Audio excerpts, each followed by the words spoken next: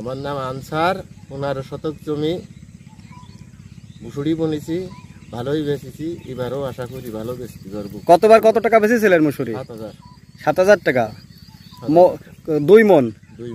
2 মন হয়েছিল ওই জমিতে। এবার কি বেশি হবে ফলন নাকি? আশা করি হবে। তাই এবার কি একটু দাম বেশি না ডালের? না, এবার দেখিনি এখনো দেখেনি, তাই না? ও, আগামীতে কি আরো বেশি লাগাবেন? আগামী কি বুঝ তো নাই, এইটুকি হইয়া আছে।